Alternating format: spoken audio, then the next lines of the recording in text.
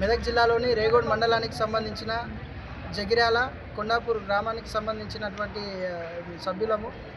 అయితే ఇప్పటివరకు ఇంత సామాజికంగా ఆర్థికంగా ప్రజల్ని ప్రభుత్వాలు వాళ్ళని డెవలప్ చేయడం కోసం సాంకేతికపరమైనటువంటి వాటిని అందుబాటులోకి తీసుకురావడం జరుగుతుంది. ప్రభుత్వం ఇచ్చినటువంటి పథకాలు గ్రామ స్థాయిలో ఉన్నటువంటి సగటు మనిషికి చేరట్లేదు. ఎందుకంటే మెదక్ జిల్లాలో ఉన్నటువంటి గ్రామాలలో ఇప్పటి వరకు కూడా ఎలాంటి సెల్ టవర్స్ కూడా లేకుండా సాంకేతికపరమైనటువంటి సమస్యలతో చాలా విద్యార్థులు కానీ నాయకులు కానీ ప్రతి ఒక్క సభ్యుడు ప్రతి ఒక్క రైతు కూడా నష్టపోతున్నారు. సో సామాజికంగా ఆర్థికంగా వీళ్ళు అభివృద్ధిలో ముందు దశలో ఉండాలంటే వీళ్ళకు ప్రతి ఒక్క ప్రభుత్వం ఇస్తున్నటువంటి ప్రతి పథకం ప్రతి కుటుంబానికి వాళ్ళ సెల్ ఫోన్ ద్వారా చూసే విధంగా వాళ్ళ ఇంటర్నెట్ ద్వారా చూసే విధంగా వీళ్ళు ప్రభుత్వం చొరవ తీసుకోవాలి.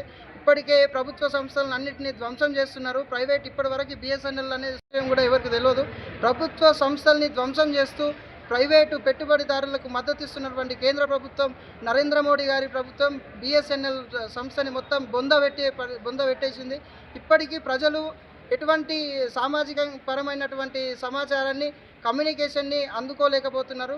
గ్రామాలలో ఉన్నటువంటి యువత పట్టణాల్లో వెళ్ళి సెటిల్ అవుతున్నారు. గ్రామాల పరిస్థితి ఎంత ఘోరంగా అంటే ఒక మనిషి చనిపోతే 3 రోజుల వరకు కూడా వాళ్ళు ఫిజికల్గా చెప్పుకుంటే కానీ ఇప్పుడు ఫోన్లు చేసుకునే పరిస్థితి లేదు. ఈ మెదక్ జిల్లాలో చాలా గ్రామాలు అట్లాంటి సమస్యను ఎదుర్కొంటున్నాయి. కాబట్టి కలెక్టర్ గారికి ఈరోజు ప్రజావాణిలో వినతి పత్రం ఇది రెండోసారి ఇవ్వడం జరిగింది. ఇప్పటికీ కూడా పరిష్కారం చూపించలేరు కలెక్టర్ గారు.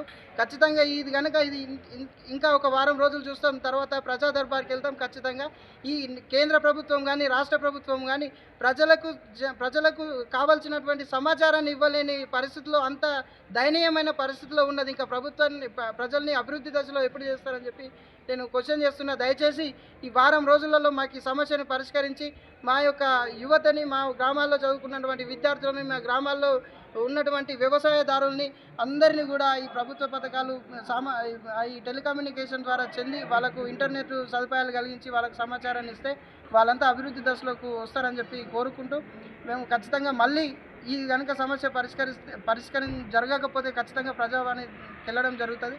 దయచేసి కలెక్టర్ గారు చొరవ తీసుకోవాలని కోరుకుంటున్నాం.